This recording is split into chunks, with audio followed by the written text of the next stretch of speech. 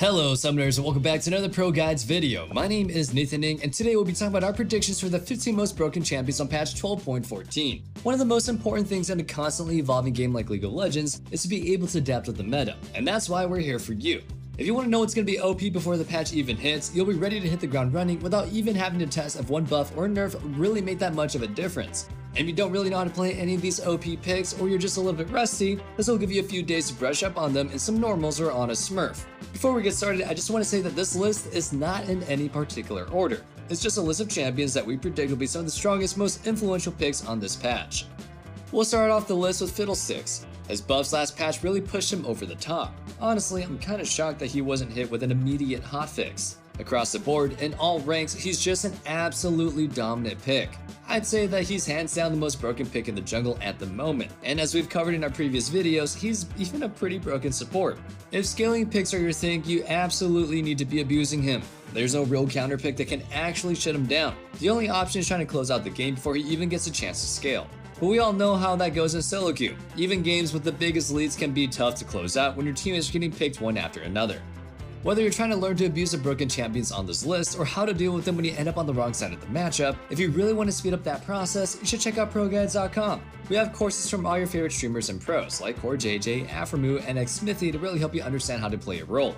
And if you want a more personalized experience, we have coaches available 24/7, ready to help you guys become the best. Our coaches are top tier players that have spent years climbing the solo queue ladder, and they're ready to share everything that they learned with you. So let's get back on topic, shall we? With how broken Wukong has been since his mini revamp several patches ago, you'd think he'd be on the chopping block a few times in a row. Instead, Riot gave him a little slap on the wrist nerf last patch that changed absolutely nothing. And now this time around, they're giving him an adjustment to his HP regeneration. What's actually crazy is that they actually originally planned to buff his ultimate to compensate for that nerf to his passive. Thankfully, they decided that giving a pretty big buff to a champion that's dominated 3 different roles for months now probably isn't a great idea. Seraphine is getting nerfed this patch, but don't be fooled. She's still gonna be an insanely busted pick that can continuously milk free elo. According to Riot's notes, Seraphine as a bot lane carry is what specifically is being nerfed this patch, but let's actually stop and think about it for a minute. The W shield and heal AP ratios are being nerfed. Additionally, we're seeing nerfs to the healing and shielding power on Forbidden Idol and the items that it builds into. These changes are gonna hurt support Seraphine a lot more than Seraphine as a bot lane carry. The typical bot lane build most people go with is focused on getting as much ability haste as possible to cycle through spells and get off those Echo W casts repeatedly in fights. But you can easily swap up Seraphine's items a bit and go with an older style build that goes for Sorcerer Shoes and Ludens to do a ton of damage while also bringing in a ton of utility to the table. Or if you're just trying to coast by and get the extra support to the team, the same old ability haste stacking build will still be super strong and easy to play. Again, this is another case where Riot's just being way too shy with the nerfs for a champion that needs to be badly gutted or at least heavily revamped. Another bot laner that is going to remain a very safe way to inflate your elo is Sivir. Before 12.13 went live, we weren't too sure how her mid-scope update would affect her, but it definitely wasn't long before we realized just how broken she was. Riot quickly hotfixed her, but it was a pretty mild one, and she still easily outclasses every other marksman in the bot lane. What's crazy to me is that the 12.14 notes say that they're nerfing Sivir, but if you read the changes, they're actually going to be making her a little bit stronger.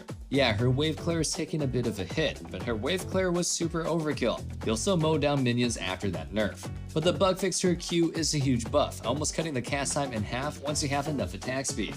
Taric may just be the best support in the game on this patch. He was already competing with that title previously, and with other top tier supports and their items being nerfed this time around, there may not be much more competition left. He's got a bit of a learning curve, but trust me, he has a surprisingly flexible kit, able to go offensive or defensive in lane and in team fights, and has a ton of playmaking potential.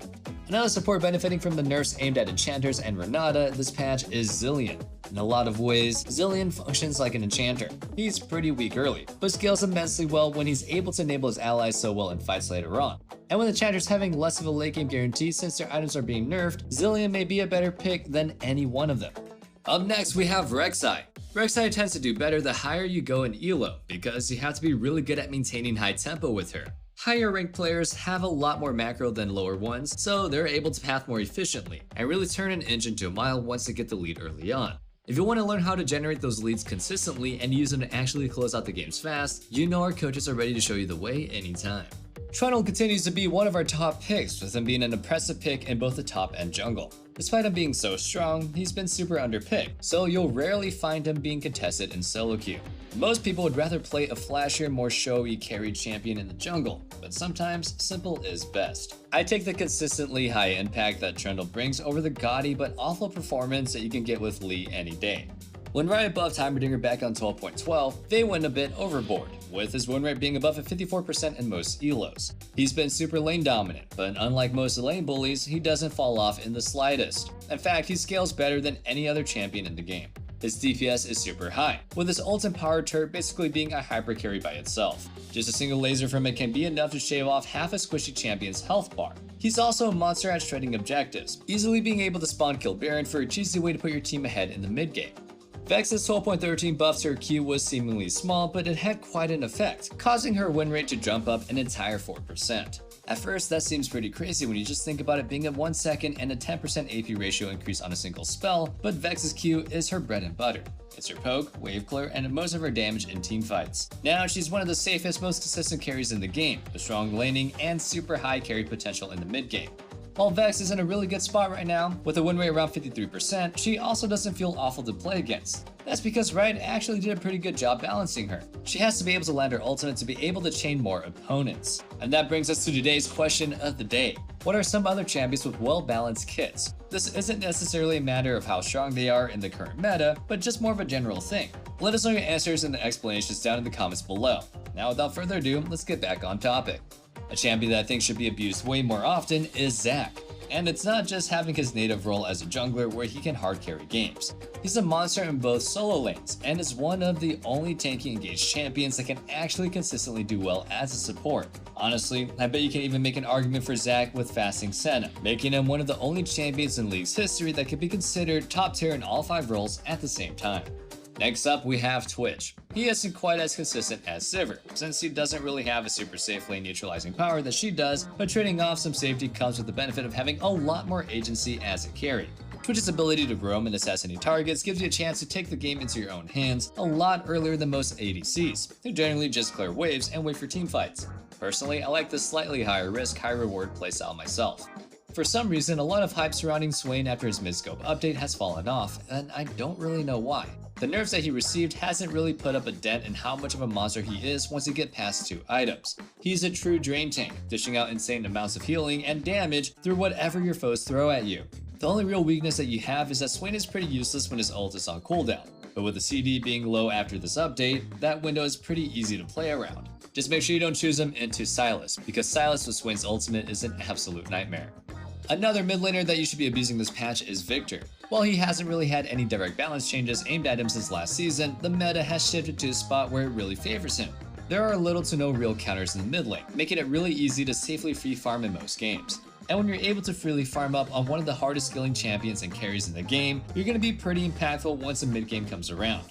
Finishing off our list, we have Amumu. It can be pretty easy to overlook Amumu when there are other champions like Fiddlesticks in the top spot. He's a tank, so he surely can't be as OP as a hard scaling carry like Fiddle, right? Well, I would say it'd be a mistake to make an assumption like that. Amumu may be a tank, but he does a ridiculous amount of damage for being so unkillable himself. Also, his CC doesn't really have any condition attached to it. It doesn't matter if you're in vision or not, if you're able to land your spells, you're guaranteed to lock down the enemy team. This makes him easier to execute than Fiddlesticks.